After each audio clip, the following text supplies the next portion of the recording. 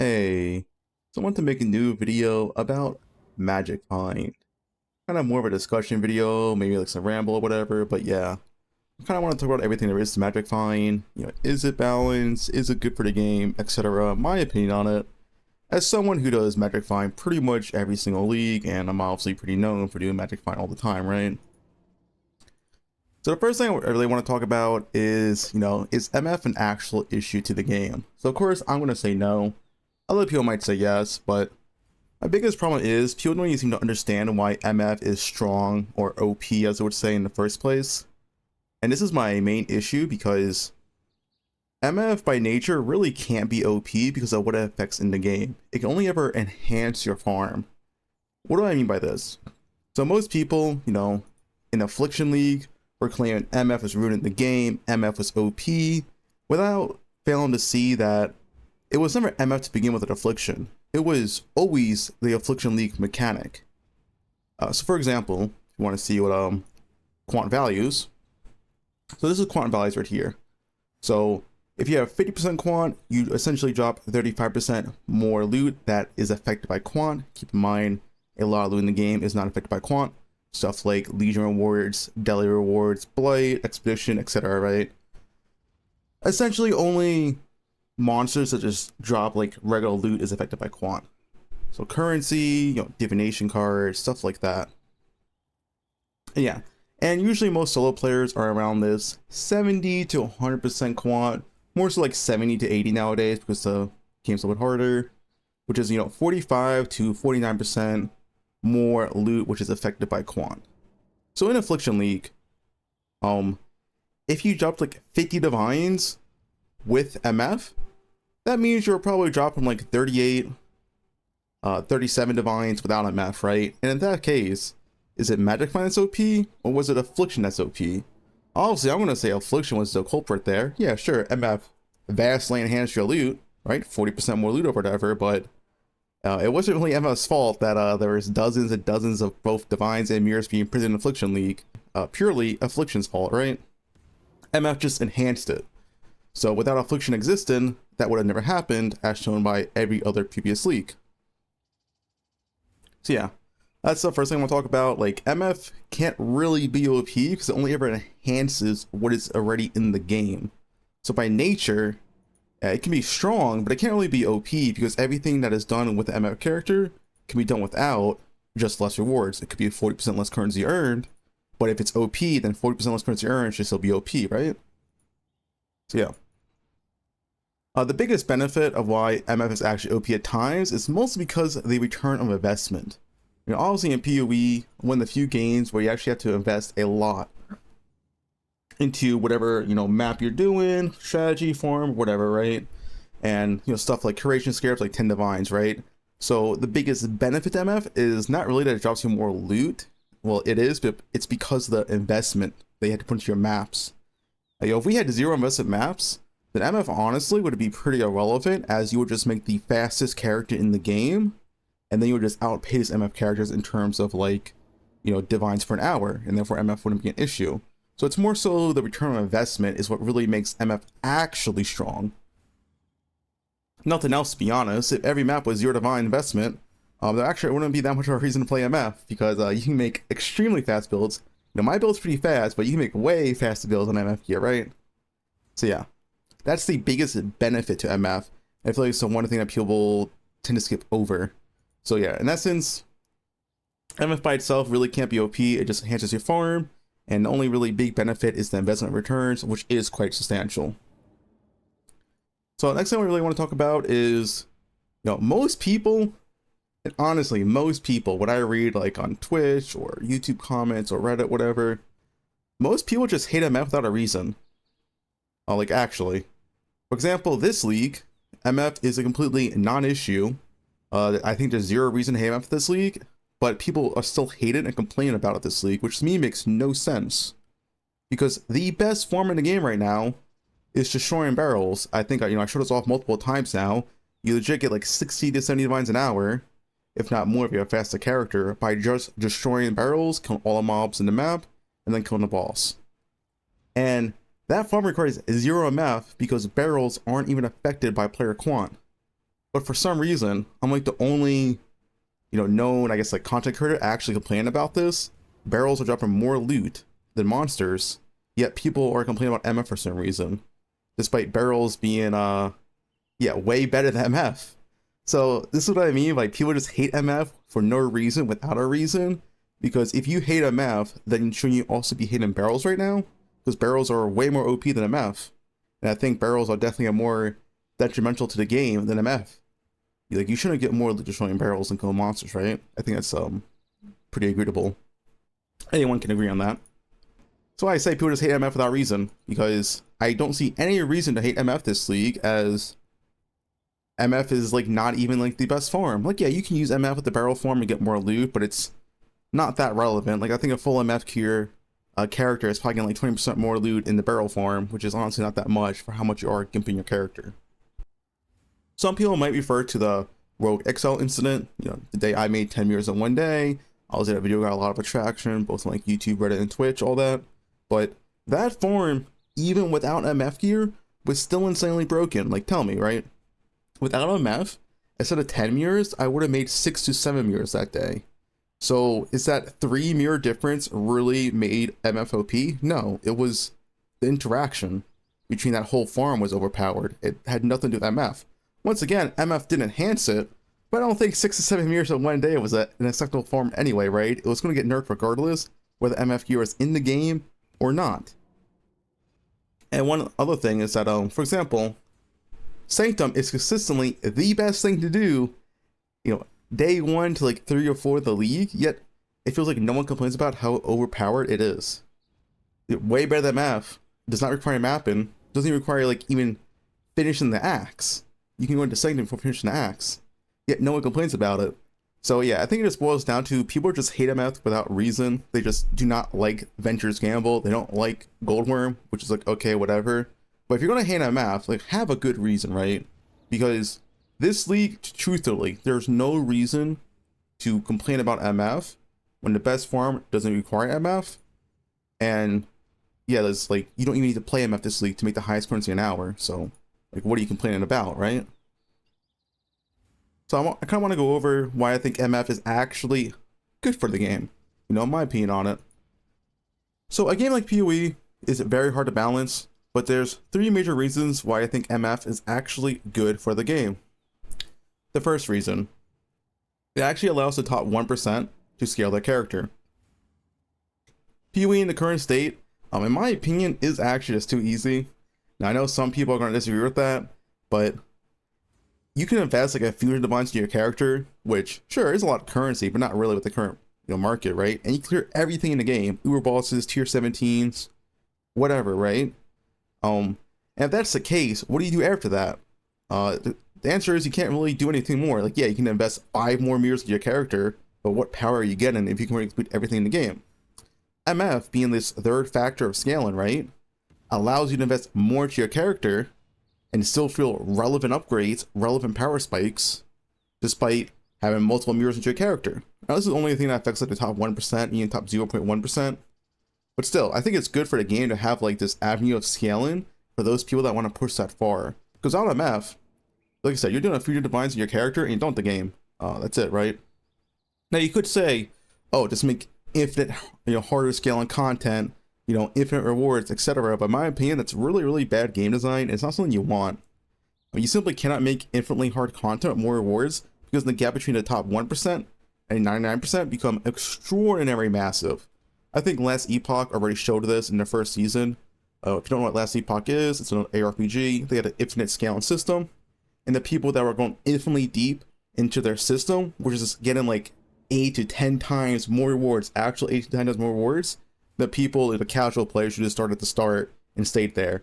You were just massively ahead in Last Epoch, way more so than in PoE from my experience. See, I don't think it's a really good system to do something like that, because the gap between the 1% and 99% become so massive. But if the gap is just MF gear and no MF gear, that's kind of capped at this like 40% to 50% range, of quant values essentially. So yeah, that's why I think a good reason why MF's actually good for the game. My first reason. Second reason, it always keeps mapping relevant. If you think of past leagues, like in Tota, for example, if MF did not exist, and let's say in Total League, the best farms would have been Sanctum, which would have been by far the best, followed by like Beast Farm or Boss Russian. Nothing really map relevant. Like, yeah, you can say Boss Russian is mapping, but you skip every mob in the map and you kill the boss and leave. And it was like 30-second maps. Personally, to me, that's not really mapping. But yeah, because MF actually existed in Tota, Crimson Temple MF was actually one of the top contenders for best farm in that league. And it did require MF gear, but MF gear actually allowed it to exist. Without it, that farm would have been like, okay, but nothing special. So yeah, I think MF always allowing map farms always be relevant is good. Third reason, MF is also just fun because it capitalizes the core aspects of an ARPG, that being kill monsters, get loot, right? That's pretty much the essential of ARPGs. You're killing monsters to get more loot to upgrade your character. And I feel like MF makes it so that it's always exists. It's always there. You know, my issue with almost any other farming in this game is that you try to skip as many monsters as possible to do your one farm, which I really, really dislike. What do I mean by this? So boss rushing, you legit skip every monster on the map and go rush the boss. I think that's boring. I think that's not even good game design. Sanctum, once again, you try to skip everything that isn't like a rare, so you can just go to the next floor. It's not even mapping content either, right? But same idea as boss rushing. Beast ray farming, once again, you skip all monsters but beasts, kill the beast, and leave the map. Or just any elite mechanic farm in general, let's say like expedition, you skip all monsters, do the expedition, then leave. This is what every farm in PoE is essentially boiled down to, besides like MF. This league's a little bit of exception because of All Flames actually made like some relevant whole map clearing farms relevant. I know stuff like the Syndicate All Flame is one of the farms where you do 0 MF gear, and it's actually pretty effective to clear the whole map with these. But yeah, outside of like stuff like that, generally most farms is about skipping as many monsters as possible just to go to your elite mechanic, do it, and leave the map, which I personally don't think it's that good of ARPG design, and it's not really what ARPGs are for. So the reason why I like MF is because it really forces and enhances that. Just kill as many monsters as possible and get as much loot as possible, and MF essentially makes sure it's always relevant. You could say it's GG's fault for allowing monsters to not be as rewarding, but MF does ensure it's always a thing, even when GG does mess up in that category, right? MF makes sure it's always a relevant farm. If MF did not exist, there would be times where clearing whole maps is just not a viable thing, because it wouldn't be worth it. But MF does always ensure that's a thing. Now, like I said, it's not always true. So I'm gonna get to the last points here, just to make this video not as long.